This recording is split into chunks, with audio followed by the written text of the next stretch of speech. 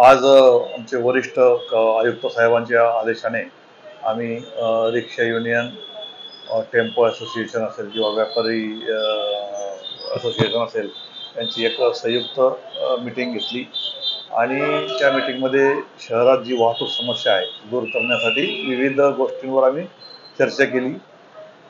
जे रिक्षा चालक फ्रंट सीटची वाहतूक करत आहे त्यांच्यावर कारवाई करणे, दारू पिऊन वाहन चालवत आहेत त्यांच्यावर कारवाई करणे किंवा नो पार्किंगच्या ठिकाणी वाहन पार्क करताय, अशा विविध समस्या या शहराला वाहतुकीच्या बाबतीत जाणवत आहेत.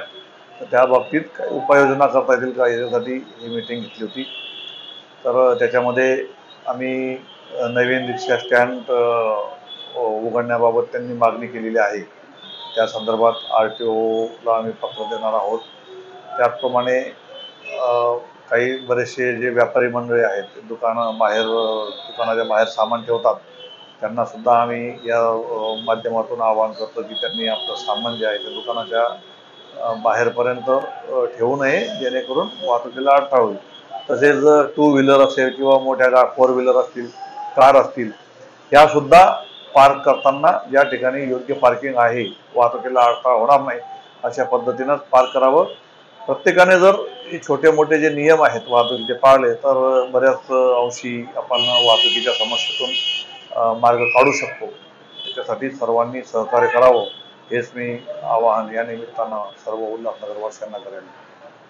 आज आमचे वाहतूक निरीक्षक इथे मीटिंगला रिक्षा युनियनला बोलवले, RPIचे रिक्षा युनियनचे, आणि आम्ही शहीद मारुतीराव जाधव रिक्षा युनियनचे आमचे भूषण वयाळकर आणि रमाकांत जिल्ह्यांचे आमचे बब्बू सिंग, मी व्हाईस प्रेसिडेंट, आम्ही सगळे साहेबांनी बोलून घेतलंय का शहरची समस्या काय आहे. आज शहरची समस्या महानगरपालिकेची बसेस चालू झालेली आहे.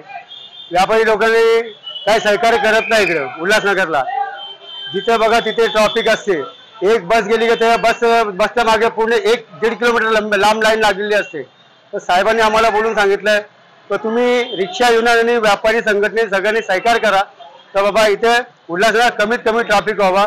आणि जे रिक्षा चालक दारू पिऊन चालवतात रिक्षा, त्यांच्यासाठी तुम्ही रिक्षा युनियनने काहीतरी काळजी घ्या आणि रिक्षा सगळ्यांना बोलून एक मीटिंग घ्या. मीटिंगमध्ये समजा बाबा दारू पिऊन रिक्षा वाहतूक चालू नाही, कोणी 2 व्हीलरला असो का 3 व्हीलर 4 व्हीलर सगळ्यांना आहे.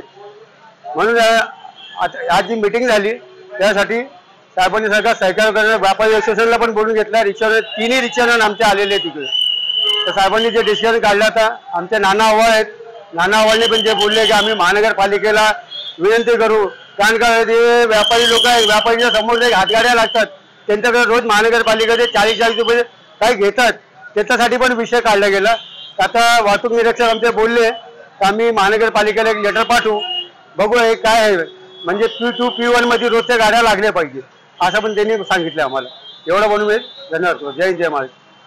कोणार्क, अपना शहर अपनी बातें.